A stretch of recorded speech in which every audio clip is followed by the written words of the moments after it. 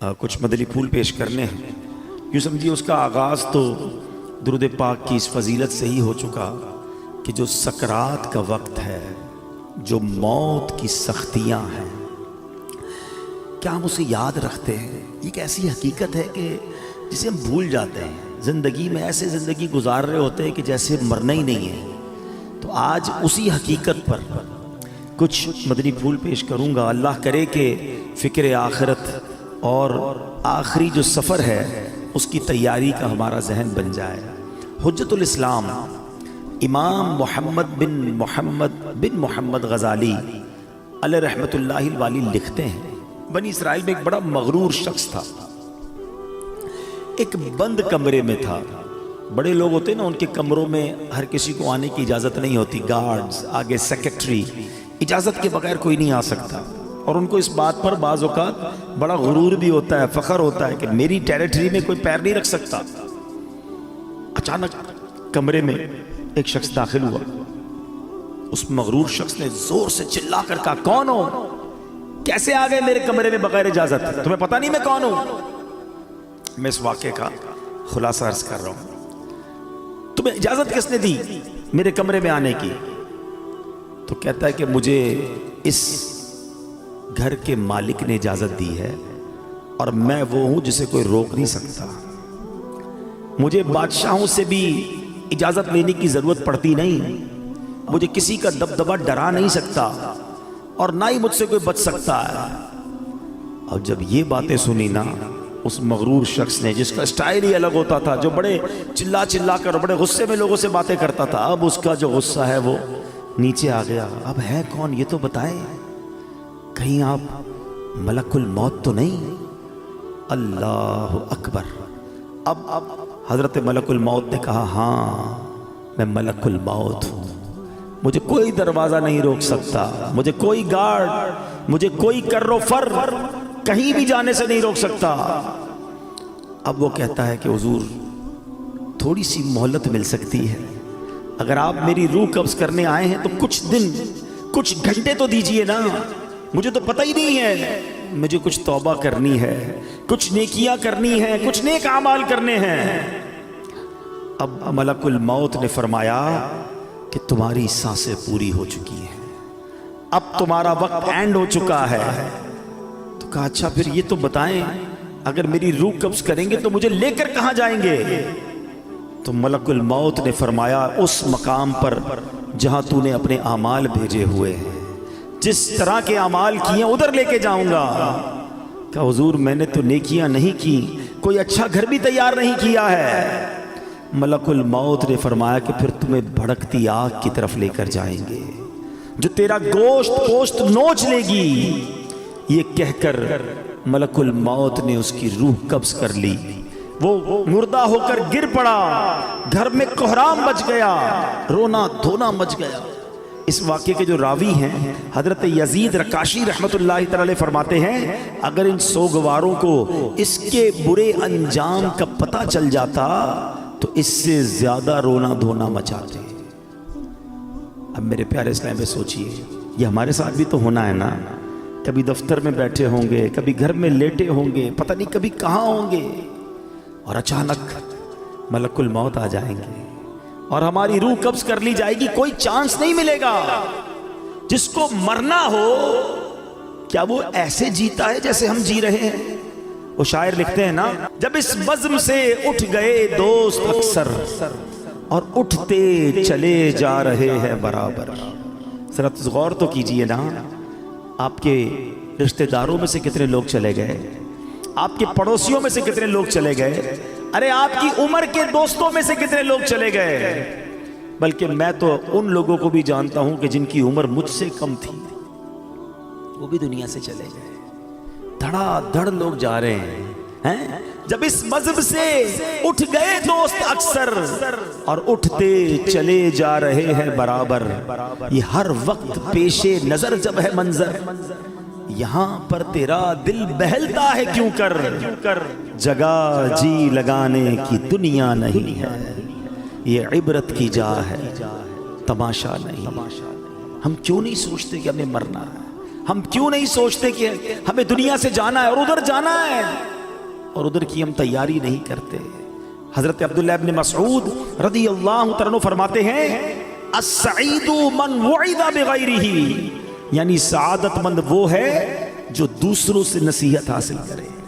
ہمیں نصیحت حاصل کرنی چاہیے نا کہ یار فلاں کا انتقال ہو گیا، میری باری آنے والی ہے۔ کبھی جنازہ پڑھتے ہوئے، کبھی قبرستان میں مردے کو قبر میں اتارتے ہوئے، کبھی مسجد کا اعلان سنتے ہوئے کہ جناب فلاں کا رضائے الہی سے انتقال ہو گیا، ہم کیوں نہیں سوچتے میرا نام بھی اسی اسپیکر سے اعلان ہوگا کہ ان کا بھی رضائے الہی سے انتقال ہو گیا ہے۔ دوست، احباب، گھر والے کچھ دیر آنسو بہائیں گے، کچھ دیر یاد کریں گے، مگر پھر کہیں گے جلدی کرو، جنازے میں دیر نہیں کرنی چاہیے۔ پھر ہمارے گھر سے جنازہ اٹھے گا۔ وہ بھی نصیب والے ہوتے ہیں جن کا گھر سے جنازہ اٹھتا ہے۔ بعض اوقات تو ایسی جگہ موت آتی ہے کہ لوگوں کو کفن بھی نہیں ملتا، قبر بھی نہیں ملتی ہے۔ اللہ سے دعا کرتے ہیں کہ اللہ عافیت والی موت عطا فرما، کٹنے والی، پھٹنے والی، جلنے والی، ڈوبنے والی موت سے محفوظ فرما، عافیت والی ہو، کلمے والی ہو۔ اللہ کریم ہے نا، میرے رب سے تو مانگ سکتے ہیں نا۔ ہم اللہ سے مانگتے ہیں کہ مولا ہمیں زندگی بھی شان والی عطا فرما، موت بھی شان والی عطا فرما، ایمان والی عطا فرما، کلمے والی عطا فرما، عبرت والی موت نہ دینا مالک کہ مرنے کے بعد لوگ کہیں کہ دیکھو باتیں تو بڑی بڑی کرتا تھا، اس کی موت کیسی ہوئی ہے۔ اللہ ایسی موت سے ہم سب کو محفوظ فرمائے، برے خاتمے سے بچائے۔ خدایا برے خاتمے سے بچانا، خدایا برے خاتمے سے بچانا، پڑھوں کلمہ جب نکلے دم یا الہی، پڑھوں کلمہ جب نکلے دم یا الہی۔ آج کل تو لوگ قبرستان میں جا کے ہنسی مذاق کر رہے ہوتے ہیں، قبرستان میں جا کر موبائل فون پہ کاروبار چل رہا ہوتا ہے، ادھر میت دفنائی جا رہی ہے، ادھر آپس میں دوست کل کی پلاننگ کر رہے ہوتے ہیں۔ قبرستان عبرت کی جگہ ہے۔ قبرستان میں ہنسنے والوں کا کیا حال ہوتا ہے، آؤ میں آپ کو ایک واقعہ سناتا ہوں۔ خواجہ خواجگان، خواجہ غریب نواز، خواجہ معین الدین چشتی اجمیری، خواجہ غریب نواز نے ایک واقعہ سنایا کہ ایک مرتبہ میں اور شیخ اوحد کرمانی رحمت اللہ تعالی علیہ سفر پر تھے۔ ہماری ملاقات ایک بوڑھے میاں سے ہوئی۔ وہ بزرگ تھے اور یاد الہی میں انتہائی مشغول تھے۔ کہتے میں نے ایسا بندہ یاد الہی میں مشغول پہلے نہیں دیکھا تھا۔ میں نے ان سے سلام کیا، ہاتھ ملایا تو معلوم ہوا کہ ان کے ہاتھ پر تو گوشت ہی نہیں ہے، اتنا کمزور، اتنے دبلے پتلے تھے۔ تو خواجہ صاحب کہتے ہیں کہ میرے دل میں خیال آیا کہ یہ اتنے کمزور کیوں ہیں۔ اس سے پہلے کہ میں سوال کرتا وہ روشن ضمیر تھے، میرا سوال جان لیا۔ کہتے ہیں کہ میں ایک دن اپنے دوست کے ساتھ قبرستان گیا، تھوڑی دیر ہم قبر کے پاس بیٹھ گئے، آپس میں باتیں ہونے لگی جیسے دوستوں میں باتیں ہوتی ہیں۔ کہتے اتفاقاً ایسی بات ہوئی کہ مجھ سے کہہ کہا لگ گیا، زور سے ہنس پڑا۔ اسی وقت قبر سے آواز آئی، اے غافل، جس کو ایسا مقام درپیش ہو اسے ہنسی سے کیا کام۔ کہتے جو ہی میں نے وہ آواز سنی میں اٹھ کھڑا ہوا، جو دوست میرے ساتھ تھا میں نے اسے الوداع کہا، مسجد میں آ گیا، بیٹھ گیا، مجھ پر ہیبت طاری ہو گئی، قبر سے آواز آئی تھی نا۔ کہتے میں قبرستان میں ہنسا، مجھ پر ایسی غفلت آ گئی کہ میں قبر کے پاس جا کر ہنسنے لگا۔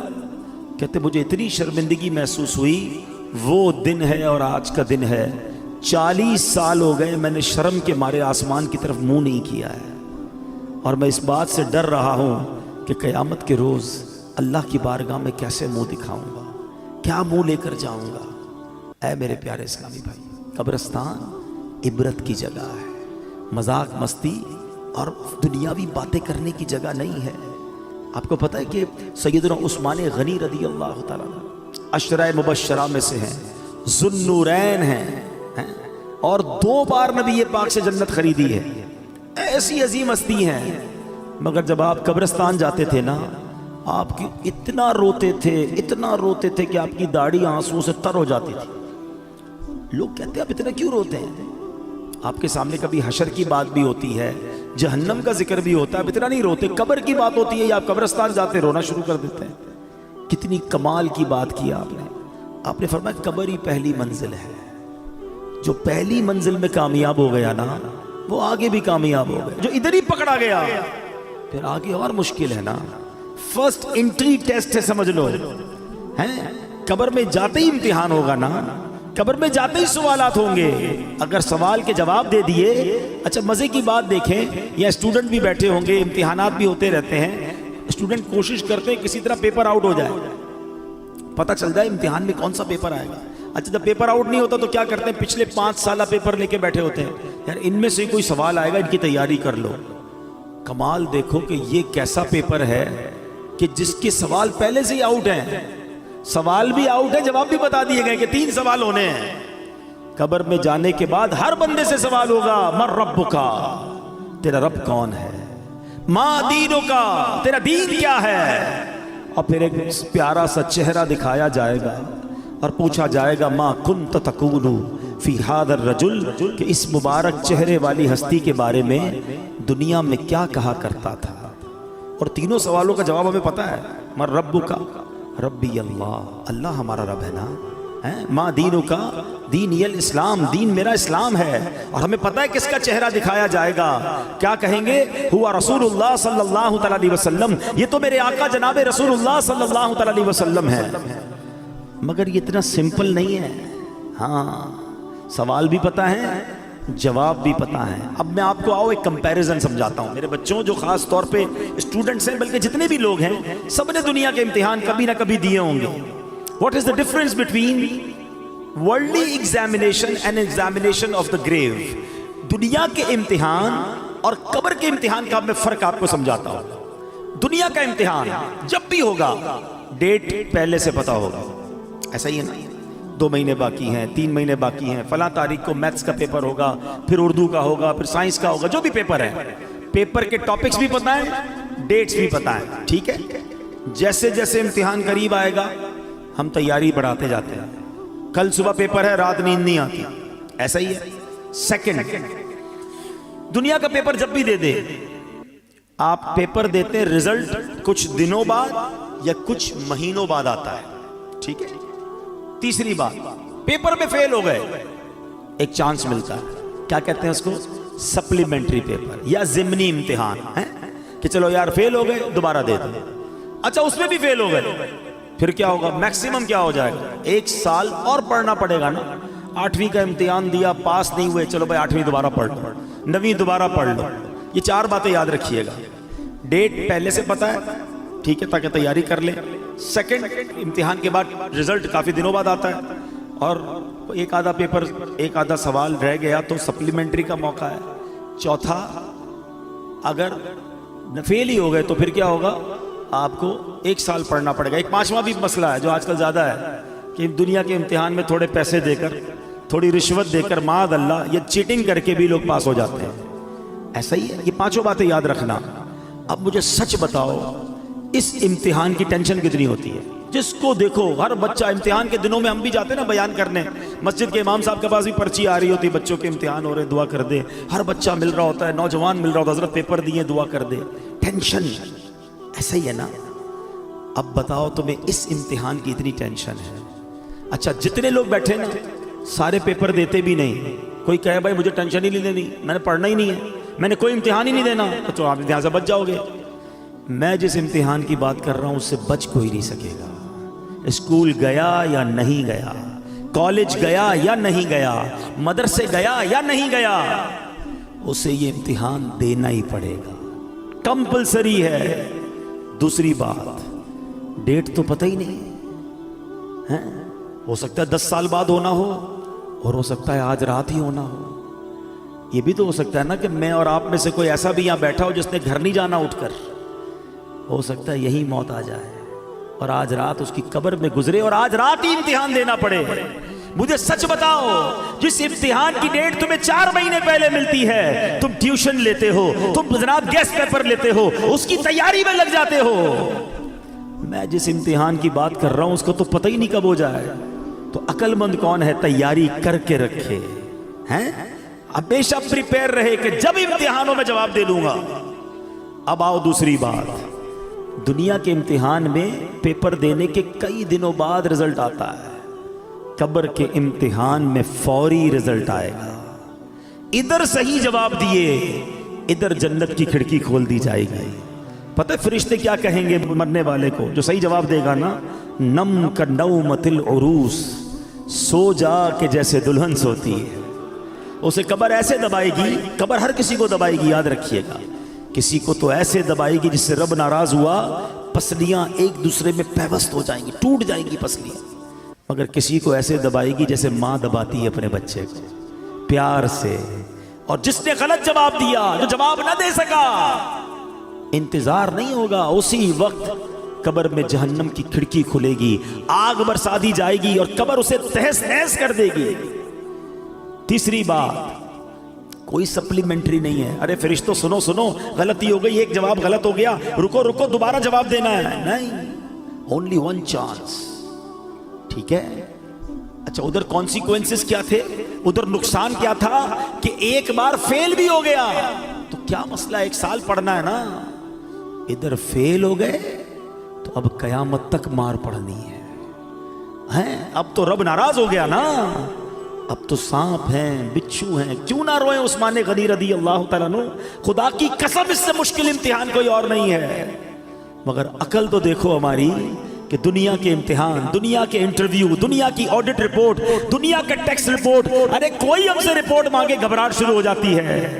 एक रिपोर्ट कब्र में जाकर देनी है, एक टेस्ट देना है, कैसे जवाब दोगे। अब आता हूं एक और बात की तरफ। आप कहें आपने तो जवाब याद करा दिए, अब तो हम दे देंगे। नहीं, ये ऐसा नहीं है कि जिसको जवाब याद है वो जवाब दे देगा, फिर तो सबको याद है ना। उस दिन जिससे रब राजी होगा, जो ईमान सलामत लेकर कब्र में जाएगा, वो तो इंशाअल्लाह जवाब दे देगा। और आशिक रसूल तो सुभान अल्लाह, आशिक रसूल तो मौत का इंतजार करता है, उसको पता है कि आका का कब्र में दीदार होना है। आला हज़रत फरमाते ना, जान दे दो वादाए दीदार पर। अरे जान दोगे तो दीदार होगा ना, जान दे दो वादाए दीदार पर, नकद अपना दाम हो ही जाएगा। हाँ, आशिक रसूल को घबराहट नहीं होती, घबराहट उसे हो जिसकी कब्र में कीड़े पड़ने हैं। नमाजें पढ़ी हैं, सुन्नतों पर अमल किया है, दुरूद पाक पढ़ा है, हराम रोजी से बचा है, हराम देखने से बचता है, कुरान पाक की तिलावत करता है, अल्लाह की रिजा वाले काम करता है, माँ बाप का अदब करता है। इंशाअल्लाह उसकी कब्र तो नूर नला नूर होनी है, उसको तो दुनिया से ज्यादा राहत कब्र में मिलेगी, जन्नत की खिड़की खुल जाएगी, जन्नत की नेमतें नसीब हो जाएंगी।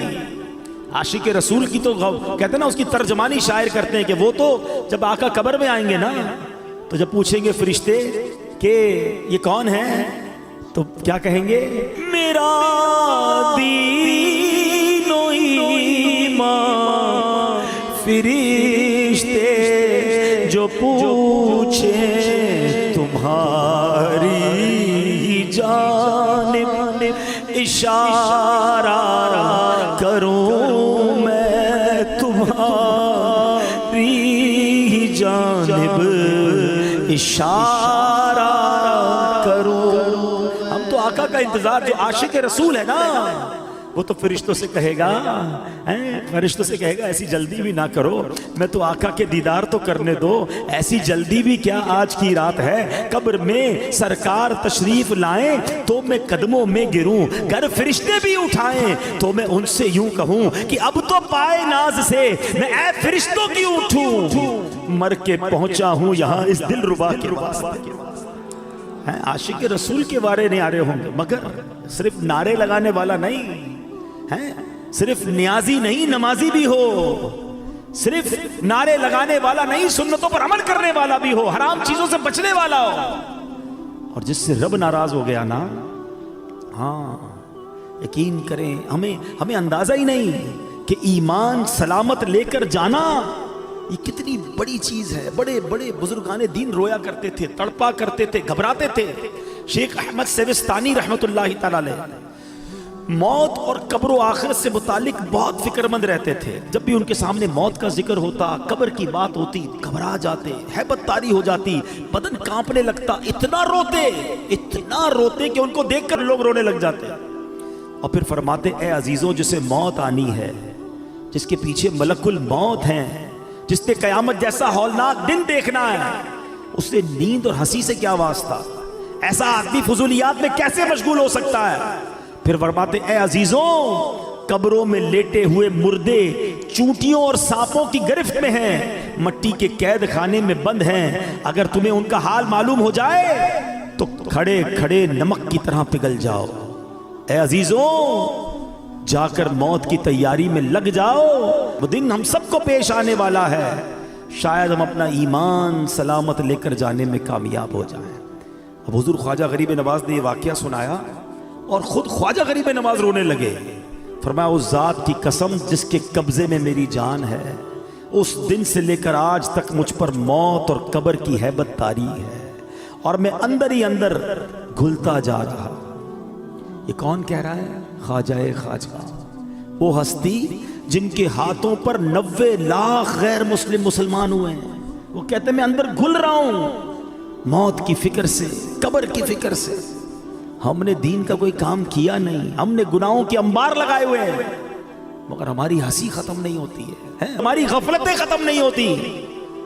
دوستوں کے ساتھ بیٹھے تو غیبتوں کے انبار، اکیلے میں گھر میں بیٹھے تو حرام دیکھتے ہیں، کاروبار پر جائیں تو حرام کماتے ہیں، جھوٹ غیبت نہ جانے کون سا گناہ ہے جو ہم سے نہیں ہو رہا، اور کوئی فکر ہی نہیں کہ ایمان سلامت ہوگا کہ نہیں، قبر میں ہوگا کیا میرا ہے۔ میرے پیارے اسلامی بھائیوں، اس وقت مہنگائی کا دور ہے، اچانک مہنگائی بڑھ گئی ہے، لوگ پریشان ہیں، گھر کیسے چلاؤں گا، خرچہ کیسے پورا کروں گا، کتنی ٹینشن میں، جدھر بیٹھو ایک ہی ٹینشن ہے۔ میں نہیں کہتا ٹینشن نہیں ہے، واقعی ٹینشن ہے سب کو، اللہ ہمارے وطن پر خیر فرمائے، لیکن ذرا غور کرو کبھی ایسا ہوا کہ دوستوں میں بیٹھ کر یہ ٹینشن ہو کہ یار مرنے کے بعد کیا ہوگا، ایمان سلامت رہے گا کہ نہیں، قبر روشن ہوگی کہ نہیں، اللہ راضی ہوگا کہ نہیں، قیامت کے دن مجھے رب کی عرش کا سایہ ملے گا کہ نہیں، اعمال نامے کھل گئے تو میری بے عزتی کیسی ہوگی، میں ذلیل کیسا ہو جاؤں گا، یار کوئی طریقہ تو بتاؤ اللہ کو راضی کیسے کروں، کوئی طریقہ تو بتاؤ میری بخشش ہو جائے۔ Nobody talk about it، کوئی بات ہی نہیں کرتا، کسی کو لگتا ہے فکر ہی نہیں ہے۔ اور جن بزرگوں کے ہم نام لے کر جی رہے ہیں نا، میں ان کی باتیں کر رہا ہوں۔ اے خواجہ کی چھٹی منانے والوں، میں خواجہ کی بات کر رہا ہوں۔ آؤ غوث پاک کے مرید بیٹھو، میں تمہیں غوث پاک کے بارے میں بتاتا ہوں۔ اتنے بڑے بزرگ ایسے نہیں تھے، ان کے نام بڑے بڑے۔ شیخ عبد القادر جیلانی، آپ فرماتے ہیں لوگ کہہ رہے ہیں آج عید کا دن ہے، عید کا دن ہے۔ عبد القادر کے لیے عید کا دن وہ ہوگا جب اپنا ایمان سلامت لے کر قبر میں جائے گا۔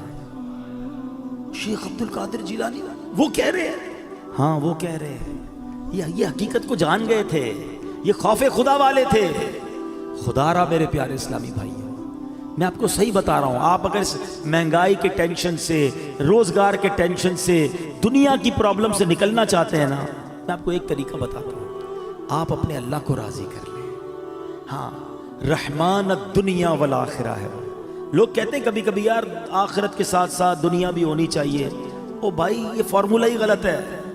میرا رب آخرت کا بھی مالک ہے، دنیا کا بھی مالک ہے، میں اسے راضی کر لوں وہ میری دنیا بھی اچھی کر دے گا، میری آخرت بھی اچھی کر دے گا۔ ایک ٹارگٹ زندگی میں بنا لو، میں نے اللہ کو ناراض نہیں کرنا ہے، میں نے اللہ کی رضا والے کام کرنے ہیں، واللہ وہ تمہاری روزی میں برکت ڈالے گا، وہ تمہارے دل میں سکون ڈالے گا، تمہارے گھر میں سکون اور چاشنی ڈال دے گا، تمہارے گھر میں عافیت آ جائے گی، لائف انجوائے کرنے لگو گے، کیونکہ رب راضی ہے نا۔ ایک فارمولہ یاد رکھو، جس سے رب راضی اس سے سب راضی۔ ہم رب کو راضی نہیں کرتے، ہم سب کو راضی کرتے ہیں، ہمیں رب کو راضی کرنا ہے، اس کی نافرمانی والے کام نہیں کرنے۔ اللہ کے حبیب علیہ الصلوۃ والسلام سنو کیا فرماتے ہیں۔ اچھا آپ میں تھوڑی سی مسکنسیپشنز بھی دور کر دوں۔ بعض اوقات جب ہم اس طرح کی باتیں کرتے ہیں، موت کے موضوع پر بات کرتے ہیں، تو لوگ کہتے ہیں یار اتنی مرنے پہ کیا بات کرنا، موت پر اتنی بات کیوں کرتے ہیں۔ آؤ میں آج آپ کو قرآن و حدیث کے ذریعے سمجھاتا ہوں، ہمارا رب اور اللہ کے حبیب علیہ الصلوۃ والسلام ہمیں موت کو یاد کرنے کا کیسا درس دے رہے ہیں۔ یہ کوئی چال چلی گئی ہے ہمارے ساتھ، یہ کوئی شیطان نے گیم کھیلا ہے ہمارے ساتھ کہ ہمارے پاس سارے ٹاپکس ہیں، ہم ہر موضوع پر بات کرتے ہیں، ہم موت پر بات نہیں کرتے، حالانکہ اسے یاد کرنے کی ترغیبات قرآن و حدیث میں موجود ہیں۔ اللہ کے حبیب علیہ الصلوۃ والسلام فرماتے ہیں، اے طارق مرنے سے پہلے موت کی تیاری کر لو۔ آقا نصیحت فرماتے تھے، موت کی تیاری کرنی ہے نا، تو کیا تیاری کرنی ہے؟ قبر کے لیے فرنیچر بنانا ہے؟ ہیں ایئر کنڈیشن لگوانا ہے قبر میں, پنکھا ونکھا لگانا ہے, یا ریشمی کوئی سلک کا مہنگا والا کفن سلوانا ہے؟ کیا لے کر جائیں گے قبر میں؟ کچھ بھی نہیں. کبھی کفن میں جیب دیکھا ہے؟ قبر میں تجوری دیکھی ہے؟ جس مال کے لیے ہم دوڑے پھر رہے ہیں, مارے پھر رہے ہیں, روز گنتے ہیں جیب میں کتنے, گھر میں کتنے, بینک میں کتنے, اتنا ہے بے وفا مال. پتہ ہے آپ کو جس دن ہمارا انتقال ہوگا نا, جو بینک کے پیسے ہیں گھر میں پڑے وہ تو سب چلے گئے نا, وہ تو ہمارے رہیں گے نہیں, رشتہ داروں کے ہو جائیں گے. میرے جیب میں بھی جو پیسے ہوں گے نا وہ بھی نکال لیے جائیں گے کہ اب یہ میت کا نہیں ہے, یہ ورثاء کا مال ہے. ارے ایک تھوڑے روپے تو لے جانے دو, کچھ نہیں لے جا سکو گے, ایک ایک روپیہ چلا جائے گا. میں بڑی گہری بات کرنے جا رہا ہوں. میں نے ایک جملہ ایک جگہ سنا تھا, میں بھول نہیں پاتا, بڑی کمال کی بات ہے, بڑی گہری بات, اللہ کرے آپ سمجھ جاؤ. ہم زندگی میں جتنے کماتے ہیں نا, نارملی اس کا 5, 10 یا 15% خرچ کر پاتے ہیں اپنی ذات پر, ورنہ بچوں پر خرچ ہوتا ہے, فیملی پر خرچ ہوتا ہے, یا ہم چھوڑ کے چلے جاتے ہیں. آپ حساب اٹھا لیں, ہم نے زندگی میں جتنے بھی کمائے پورے ایک تو خرچ نہیں ہوتے, چھوڑ کے بھی جاتے ہیں بچوں کے لیے, یا جتنا لائف میں بھی خرچ کرتے ہیں تو اپنی ذات پر 5% یا 10% خرچ کر پاتے ہیں. ایسا ہی ہے. وہ جملہ یہ ہے کہ کمانے 100 ہیں, خرچ اپنے اوپر 5 کرنے ہیں, اور جواب بھی 100 کا دینا ہے. بات بڑی گہری ہے. جو حرام کماتا ہے نا, جو جھوٹ بول کر, ملاوٹ کر کے, سود کا کاروبار کر کے, رشوت کر کے, چوریاں کر کے, ڈاکے کر کے, کر لو جمع, شاید 5-10% سے زیادہ خرچ نہیں کر سکو گے, مگر جب اللہ کی بارگاہ میں جاؤ گے نا تو پورے 100% کا جواب تمہیں دینا پڑے گا. بچے مزے کریں گے جن کے لیے تم چھوڑ کر آئے, بلکہ وہ قیامت کے دن اللہ کو یہی کہیں گے, اللہ ہمیں کیا پتا ہمارے باپ نے حرام جمع کیا تھا, مار ہمیں پڑے گی اگر ہم نے حرام کمایا ہوگا. اتنا بے وفا مال, اور اس مال کے لیے میں دوڑی جا رہا ہوں, یہ نہیں سوچ رہا کہ قبر میں تو مال نہیں جانا. تو اے میرے پیارے اسلامی بھائیو, آقا کی اس حدیث سے سبق لو کہ موت سے پہلے موت کی تیاری کرو. اور تیاری کیا ہے کہ یا تو یہ مال اگر ہے تو یہ مال آگے بھیجو, صدقہ و خیرات کر کے آگے جمع کرا. ایک صحابی رسول آئے, عرض کرتے ہیں حضور مجھے آخرت اور موت سے محبت نہیں, گھبراہٹ ہوتی ہے, اس کا ذکر کرنے میں مجھے مزہ نہیں آتا, دل نہیں لگتا آخرت کی بات کرنے میں. شاید ہم سارے ایسے ہی ہیں, جب بھی موت اور قبر کی بات کرو گھبراہٹ شروع ہو جاتی ہے. کیا شاندار جواب دیا نبی پاک نے. حدیث پاک کا خلاصہ پیش کر رہا ہوں. فرمایا بندے کا دل ادھر لگتا ہے جدھر اس کا مال ہو, تم اپنا مال آگے بھیج دو, تمہارا دل بھی آخرت میں لگنا شروع ہو جائے گا. میں اس کو ایگزامپل کے ذریعے سمجھاتا ہوں. ہم کراچی میں رہتے ہیں, ٹھیک ہے, ایک بندے نے اپنے پیسے بھجوا دیے لاہور, وہاں دکان لے لی, فیکٹری لگا لی, گھر لگا لیا. اب زیادہ دل کہاں لگے گا؟ لاہور. جب دیکھو لاہور جائے گا, کیوں؟ پیسے ادھر ہیں, انویسٹمنٹ ادھر ہے.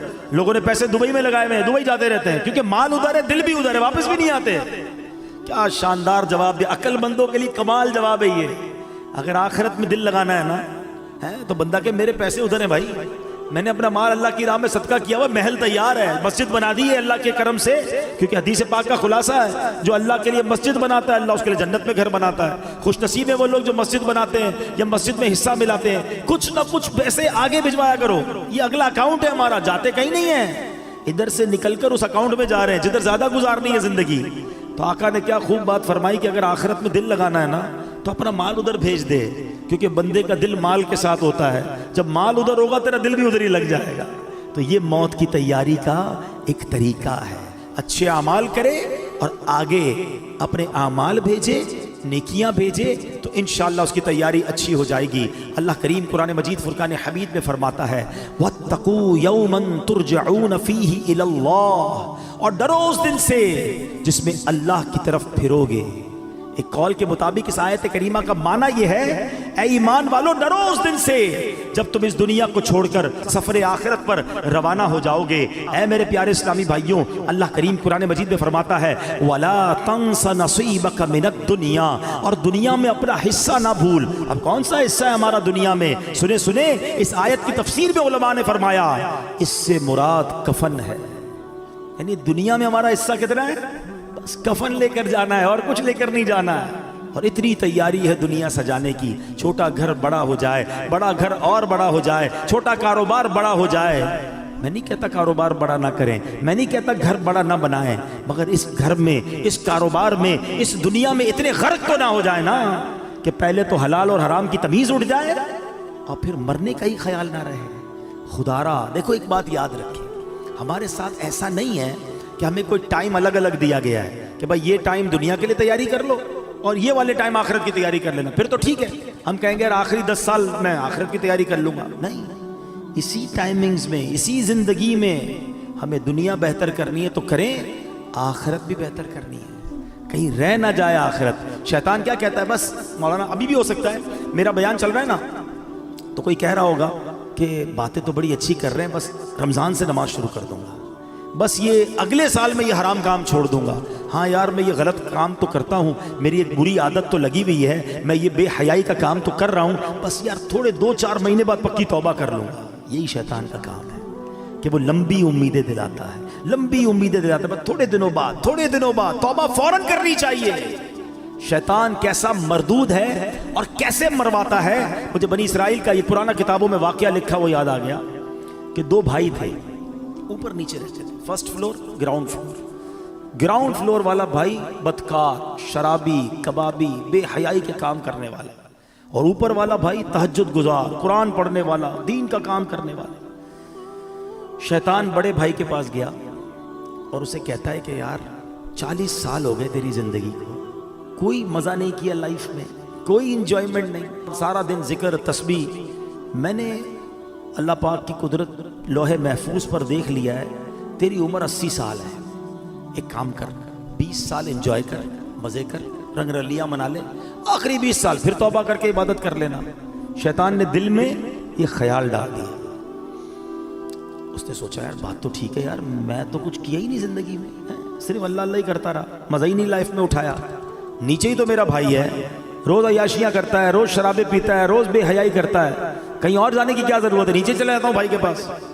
وہ اللہ کی کرنی دیکھو کہ جو نیچے والا بھائی تھا اس کے دل میں خیال آیا کہ یار کب تک گناہ کرے گا, اتنی شرابیں, اتنی بے حیائیاں, اتنی بدکاریاں, مرنا نہیں تجھے, توبہ کر.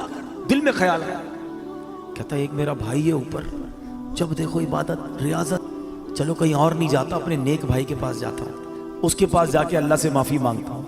اللہ کی کرنی دیکھیں, یہ گناہگار اپنے کمرے سے نکلتا ہے اوپر جانے کے لیے, اور وہ نیک اپنے کمرے سے نکلتا ہے نیچے آنے کے لیے. جب وہ سیڑھی پہ آتا ہے نا اوپر والا, اس کا پیر پھسلتا ہے, لڑکتا ہوا نیچے والے بھائی پہ گرتا ہے, دونوں بھائی نیچے گرتے ہیں, دونوں کا انتقال ہو جاتا ہے.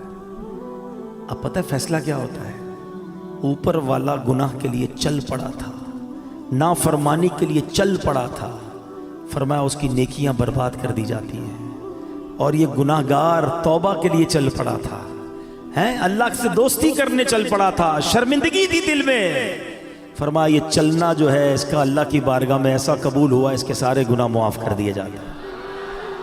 ہائے ہائے ہائے, یہ ہے میرے رب کی رحمت. ہم کتنے ہی گناہگار کیوں نہ ہو, چل تو پڑو یار, توبہ کے راستے پہ چل پڑو نا, اسے راضی کرنے کے راستے پہ چل پڑو یار. کب تک سوچتے رہیں گے, کب تک نماز قضا کرتے رہیں گے, کب تک جھوٹ بولتے رہیں گے, کب تک حرام کماتے رہو گے, کب تک ماں باپ کو ستاتے رہو گے, کب تک جوا کھیلتے رہیں گے, کب تک شراب اور بے حیائی کے کام کرتے رہو گے. اے میرے اسلامی بھائیو, بڑا قریب ہے, یقین کرو بڑا قریب ہے. ہم واقعی گناہگار ہیں. کبھی کبھی جب اپنے گناہوں پہ نظر جاتی ہے نا تو بڑا شرم آتی ہے, بنے گا کیا, اتنی بے حیائیاں ہیں اور ایسی بے غیرتی ہے کہ دنیا دیکھے تو گناہ نہیں کرتے, اگر رب دیکھ رہا ہوتا ہے اکیلے میں ہم گناہ کر جاتے ہیں. یہ خیال کیوں نہیں آتا کہ اللہ دیکھ رہا ہے, یہ خیال کیوں نہیں آتا کہ مجھے مر کر اللہ کی بارگاہ میں جانا ہے, لوگوں نے کیا بگاڑنا ہے میرا. یہی بات تو اعلیٰ حضرت نے سمجھائی ہے نا کہ جس نے سزا دینی ہے اس کے گناہ کرتے ہوئے شرم نہیں آتی, لوگ دیکھتے اس کی شرم آتی ہے. فرماتے ہیں نا, چھپ کے لوگوں سے کیے جس کے گناہ, چھپ کے لوگوں سے کیے جس کے گناہ, وہ خبردار ہے کیا ہونا, وہ تو خبردار ہے, اسے تو پتا ہے. مگر دلاسا پتا ہے دل کو کیا ملتا ہے کہ وہ رب رحیم ہے, وہ رحمان ہے, وہ معاف کرنے والا ہے, بس ہم آ جائیں اس کی طرف, انتظار نہ کرو. شیطان کہتا ہے بڑا رحم والا مولا ہے, توبہ کر لیں گے بعد میں. یہی شیطان کا وار ہے تم پر کہ وہ نہیں کرنے دیتا توبہ. آج کر لو, ابھی کر لو, آج تو ویسے بھی جمعرات کی رات ہے، آج تو ویسے ہی مانگنے کی رات ہے، اور جب اجتماع مسلمین ہونا اس کی برکتیں ہوتی ہیں. ہمیں کیا پتہ یہاں اللہ کا کون سا ولی بیٹھا ہے. آج دعا ہوگی، کس کی آمین کا ہاتھ اٹھے گا اور کس کے ساتھ ہماری بھی توبہ قبول ہو جائے گی. تو بس اب پیارے اسلام بھائی چل پڑو، بس اب ہمت کر جاؤ. بہت ہو گئی گناہ، بڑی ہو گئی نافرمانیاں، اسے راضی کرنا ہے اور توبہ کر لو. اور اس کی توبہ اتنی کمال کی، اس کی بارگاہ میں رحمت اتنی بڑی ہے کہ توبہ کرنے والے سے وہ بڑا خوش ہوتا ہے، سارے پچھلے گناہ معاف کر دیتا ہے. حدیث پاک میں ہے التائب من الذنب کمن لا ذنب لہ، گناہوں سے توبہ کرنے والا ایسا ہے جیسا اس نے گناہ کیا ہی نہیں. تو پھر کیوں نہ توبہ کریں، پھر کیوں نہ اللہ کی طرف رجوع لے آئے. اب میں یہاں آخر میں اپنے بیان کے آخر میں یہاں یہ بھی بتاتا چلوں کہ جو یہ وسوسہ آتا ہے نا کہ یار موت کو یاد کرنا کیوں ضروری ہے. آؤ میں آپ کو پیارے آقا علیہ الصلوۃ والسلام کی حدیث بھی سناتا ہوں، اور اس کے بعد پھر میں موت کو یاد کرنے کے کچھ فضائل بتاتا ہوں. اللہ کے حبیب علیہ الصلوۃ والسلام جب لوگوں کو موت سے غافل دیکھتے تو دروازے پر تشریف لاتے، دروازے کو 3 مرتبہ ہلاتے اور فرماتے اے لوگو، اے مسلمانوں، تمہارے پاس یقینی موت آئے گی اور وہ اپنے ساتھ وہ کچھ لائے گی جو اسے لانا ہو. خبردار، ہر کوشش کرنے والے کے لیے ایک انتہا ہے، اور ہر کوشش کرنے والے کی انتہا موت ہے. پس کوئی پہلے جاتا ہے، کوئی بعد میں. حضرت ابن ثابت رحمت اللہ تعالی علیہ فرماتے ہیں ایک مرتبہ بارگاہ رسالت میں صلی اللہ تعالی علیہ وسلم میں ایک بندے کا ذکر ہوا، صحابہ نے اس کی بڑی تعریف کی. اس پر پیارے آقا رسول ہاشمی صلی اللہ تعالی علیہ وسلم نے فرمایا وہ موت کو کیسے یاد کرتا ہے. ایک بندے کی تعریف کی گئی، آپ نے اگین کوسچن کیا یہ تو بتاؤ وہ موت کو کیسے یاد کرتا ہے. عرض کی گئی حضور اسے کبھی موت کا ذکر کرتے ہوئے سنا نہیں گیا. آقا علیہ الصلوۃ والسلام نے فرمایا پھر وہ ایسا نہیں ہے جیسا تم کہہ رہے ہو. یعنی بندہ اچھا وہ ہے جو موت کو یاد کرتا ہے. حدیث پاک میں ہے جسے موت کی یاد خوف زدہ کرتی ہے قبر اس کے لیے جنت کا باغ بن جائے گی. ہاں، اکیلے میں بھی یاد کر کے آنسو بہایا کرو، موت کو یاد کیا کرو، کیونکہ یہ جو خوف ہے نا یہ قبر کے عذاب سے بچا لے گا، یہ قبر کے خوف سے بچا لے گا. جو ادھر بے خوف ہے کہیں ایسا نہ ہو قبر میں خوف زدہ ہو جائے، قبر میں عذاب میں گرفتار ہو جائے. بارگاہ رسالت میں عرض کی گئی یا رسول اللہ صلی اللہ تعالی علیہ وسلم کیا کسی کو شہداء کے ساتھ بھی اٹھایا جائے گا؟ کیسا سوال ہے، شہید کا کیا مرتبہ. آقا نے فرمایا ہاں، اس کو جو دن رات میں 20 مرتبہ موت کو یاد کرتا. یہ ترغیب ہے. ایسے نہیں دعوت اسلامی والے موت کی بات کرتے، تو حدیثوں میں ہے جو دن میں 20 بار موت کو یاد کرے، فرمایا اس کو شہیدوں کے ساتھ اٹھایا جائے. حضرت انس بن مالک رضی اللہ عنہ سے روایت ہے سرکار دو عالم صلی اللہ تعالی علیہ وسلم نے فرمایا موت کو کثرت سے یاد کیا کرو کیونکہ وہ گناہوں کو زائل کرتی ہے اور دنیا سے بے رغبتی پیدا کرتی ہے. حضرت سفیان ثوری فرماتے ہیں ہمیں ایک بزرگ نے یہ بات بتائی کہ حضور انور صلی اللہ تعالی علیہ وسلم نے ایک شخص کو وصیت کی کہ تم موت کو کثرت سے یاد کیا کرو، وہ تمہیں دوسرے غموں سے آزاد کر دے گی. اور غموں سے بچنا ہے نا تو موت کو یاد کیا کرو. حضرت دقاق رحمت اللہ تعالی فرماتے ہیں جو موت کو کثرت سے یاد کرتا ہے 3 باتوں کے ذریعے اسے عزت دی جاتی ہے، رسپیکٹ پاتا ہے. غور سے سنو، فرمایا اسے توبہ کی جلد توفیق ملتی ہے. موت یاد ہوگی تو بندہ توبہ کرے گا نا کہ یار مر جاؤں گا توبہ کر لوں. دوسرا، اسے قناعت کی دولت مل جاتی ہے، تھوڑے پیسوں میں بھی خوش رہتا ہے، زیادہ حل من مزید نہیں ہوتا کہ یار مرنا ہے اب اور کیا کروں گا، ورنہ یہ بھی آ جائے وہ بھی آ جائے، اس کا بھی چھین لوں اس کا بھی لوٹ لوں. وہ قناعت کی توفیق مل جاتی ہے کیونکہ موت یاد ہوتی ہے. تیسری بات فرمائی عبادت میں چستی نصیب ہوتی ہے. فرض پڑھ کر بھاگنے کا جی چاہ رہا ہے، یار آج سنتیں نہیں پڑھتا، یار موت آنے والی ہے سنتیں پڑھ لے گا. چلو یار اب تو چلو، یار مرنا ہے نفل اور پڑھ لوں. مغرب ہے تو اوابین پڑھ لوں. تو یہ جو موت یاد ہوگی نا تو عبادت میں چستی نصیب ہوگی. تسبیح نکالے گا تو رکھنے کو جی نہیں چاہے گا، ایک اور پڑھ لیتا ہوں یار ابھی کبھی بھی مر سکتا ہوں، یہ قبر میں کام آئے گا، قبر میں نور بن جائے گا. تو توبہ آسان، عبادت آسان اگر بندہ موت یاد رکھے. اور فرمایا کہ جو موت کو بھلا دیتا ہے وہ اپوزٹ اس کے 3 باتوں میں گرفتار کر دیا جاتا ہے. توبہ میں تاخیر کرتا ہے، یار بعد میں کر لوں گا، ابھی تو جوانی ہے، ابھی تو شادی بھی نہیں ہوئی ہے، ابھی کیا توبہ کروں، مزے کر لوں پھر اللہ اللہ کروں گا. کیا جوان مرتے نہیں ہیں؟ شادی سے پہلے مرتے ہوئے نہیں دیکھا اپنے لوگوں کو؟ کبھی بھی جا سکتے ہیں۔ پھر فرمایا بقدر ضرورت رزق پر راضی نہ ہونا، اور پیسے چاہیے اور پیسے چاہیے، کیونکہ موت تو بھول چکا ہے، حرام کماتا ہے، رشوت لیتا ہے، سود لیتا ہے، موت تو یاد ہی نہیں ہے۔ اور تیسرا فرمایا عبادت میں بھی سستی ہو جاتی ہے، بعد میں پڑھ لوں گا، اگلے جمعے سے نماز پڑھوں گا، رمضان سے نماز پڑھوں گا، اس سے پہلے ہی مر گئے تو سوچئے موت کو یاد کرنا بہت سارے فائدے لاتا ہے۔ حضرت کعب الاحبار رحمت اللہ تعالی علیہ فرماتے ہیں جو موت کو پہچان لیتا ہے اس پر دنیا کے غم و مصائب آسان ہو جاتے ہیں۔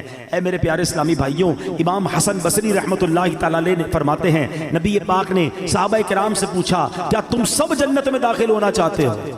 یہی سوال میں آپ سے کر لوں، سارے کہیں گے نا کہ ہم جنت میں جانا چاہتے ہیں۔ صحابہ نے کہا حضور جی ہاں یا رسول اللہ صلی اللہ تعالی علیہ وسلم۔ تو اللہ کے حبیب نے فرمایا اپنی امیدوں کو مختصر کرو، موت کو آنکھوں کے سامنے رکھو اور اللہ پاک سے حیا کا حق ادا کرو۔ اللہ کرے کہ یہ باتیں ہمیں یاد رہیں، ہم اپنی موت کی تیاری کی کوشش کرتے رہیں اور تیار رہیں۔ میں ایک مشورہ دیتا ہوں، ہم میں سے کسی کے پاس گارنٹی ہے کہ وہ 1 سال زندہ رہے گا؟ 1 مہینہ، اچھا 1 دن، آج صبح تک کوئی زندہ رہے گا اس کی ہاتھ اٹھا دے۔ آگاہ اپنی موت سے کوئی بشر نہیں، سامان 100 برس کا ہے، پل کی خبر نہیں۔ اس کا مطلب ہمیں پتہ ہی نہیں کب مر جائیں، آج بھی مر سکتے ہیں نا، تیاری کب کرو گے؟ تیار رہنا پڑے گا، یعنی میں روزانہ ایسے جیوں کہ آج مر جاؤں پھر بھی اللہ راضی ہوگا، قبر جنت کا باغ بنے، ایسی لائف گزارنی ہے۔ تو ایسی لائف گزارنے کے لیے ہمیں اپنے شیڈول کو، اپنے لائف سٹائل کو بدلنا پڑے گا نا۔ اب ایسے بھی کراچی کے حالات ہمارے سامنے ہیں، ہمارے سامنے آئے دن کوئی حادثہ ہوتا ہے، خبر آتی ہے، ویڈیو آتی ہے کہ نوجوان دنیا سے چلا گیا۔ اللہ ہماری حفاظت فرمائے، ہماری جان، مال، عزت، آبرو، آل اور اولاد سب کی حفاظت فرمائے۔ لیکن ڈاکوؤں سے بچ گئے، چوروں سے بچ گئے، مرنا پھر بھی ہے، ہاں موت سے نہیں بچ سکتے، تیاری کر لو نا۔ تو آؤ مل کر آخرت کی تیاری کرتے ہیں۔ یقین کریں دعوت اسلامی سے بہت ساری وجوہات کی وجہ سے پیار ہے، مگر ایک پیار کی وجہ یہ بھی ہے کہ یار یہ کمال کا ماحول ہے، ہمیں پکڑ پکڑ کر آخرت کی یاد دلاتا ہے۔ ہم غافل ہو جاتے ہیں، کبھی رائٹ ہو جاتے ہیں، کبھی لیفٹ ہو جاتے ہیں، یہ پھر ہمیں ٹریک پہ لاتا ہے کہ کدھر جا رہے ہو۔ جنت کا راستہ تو یہ ہے، اللہ کی رضا کا راستہ یہ ہے، ایمان سلامت لے کر قبر میں جانے والا راستہ یہ۔ پکڑ لو اس ماحول کو، چھوڑا نہ کرو۔ یہ اسلام پہ نظر آتے ہیں کچھ لوگ آگے پیچھے ہو جاتے ہیں، یا یہ پھر آئیں گے، پھر درس دیں گے، پھر مسجد میں لے جائیں گے۔ کدھر لے جا رہے ہیں تمہیں؟ تمہارے رب کے پاس لے جا رہے ہیں۔ اگر یہ کہتے ہیں مدنی قافلوں میں چلو، تو کیا قافلے میں جا کر آپ ہمارے امیر قافلوں کو 5-5 ہزار کا لفافہ دیتے ہو؟ اس کا کیا فائدہ ہے؟ وہ اس لیے بلاتا ہے کہ 3 دن آؤ، اللہ کے گھر میں رہ کے رب کو راضی کر لو، قبر کی تیاری کر لو، قبر روشن کر لو، ان کا شکریہ ادا کیا کرو، ان سے بھاگا نہ کرو۔ یہ تم سے محبت کرتے ہیں، یہ تمہیں بلاتے اس لیے ہیں کہ آؤ ہم مل کر اپنی آخرت روشن کر لیں۔ دنیا تو گزر ہی جانی ہے، 50 60 70 سال ختم ہونے والی۔ یار ہم میں سے کئیوں کے بال سفید ہو گئے، کتنا جیئیں گے یار؟ اب تو مرنے والے ہیں، پتہ نہیں کب دنیا سے چلے جائیں گے۔ تو ادھر کی تیاری کر لو، ادھر مار نہ پڑے، ادھر کچھ بھی نہیں کر سکیں گے اگر سانپ اور بچھو قبر میں آ گئے۔ ارے آج تو ایک کیڑا ادھر آ جائے ہماری چیخ نکل جاتی ہے، ابھی لائٹیں بند ہو جائے تو ہم گھبرانا شروع کر دیں گے۔ قبر میں کیا ہوگا اگر اللہ ناراض ہو گیا؟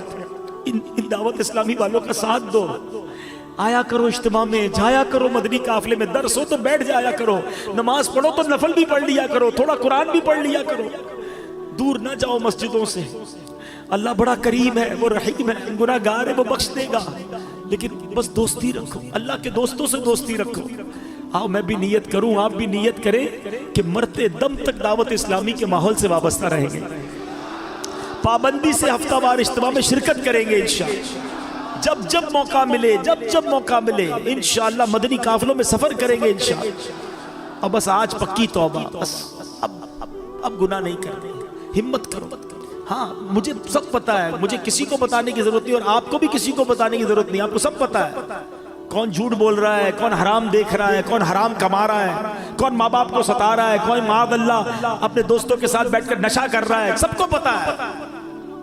ہمیں نہ بھی پتا ہو نا تو اللہ کو تو پتا ہے نا، کسی کو نہ بھی بتاؤ رب تو دیکھ رہا ہے نا، بس آج اسی رب سے دل ہی دل میں کہہ دو نا اے اللہ معاف کر دے، اللہ معاف کر، اب نہیں کروں گا، اللہ تجھے ناراض نہیں کروں گا، ہو گئے گناہ، کر لی خطائیں، کمزور ہوں نا، لے گیا شیطان گناہوں کے اڈے پر، اب معافی دے دے، تجھ سے معافی مانگتے مولا، ہمیں معاف کر دے، ہمیں استقامت بھی تو دے دے، ہمیں اپنے پسندیدہ بندوں میں شامل کر لے، ہمیں شیطان کے مقابلے میں طاقت دے دے، ہم ہمت تو کر رہے ہیں، اے اللہ طاقت تو نے دینی ہے، مدد تو نے کرنی ہے، بس آج یہ اپنے دل میں نیت کر لو، اپنے رب سے خود ہی وعدے کر لو، وہ بڑا کریم ہے، وہ بڑا رحیم ہے، وہ نگاہ بھی فرمائے گا، وہ مدد بھی فرمائے گا، اور وہ ہمیں اچھا بھی کر دے گا۔ رب کریم سے دعا کرتا ہوں کہ اللہ نیکوں کے صدقے ہمیں نیک بنا دے، اچھوں کے صدقے ہمیں اچھا بنا دے، ہماری گناہوں والی عادتیں رب اپنے کرم سے دور کر دے، آمین بجاہ النبی الامین صلی اللہ تعالی علیہ وسلم۔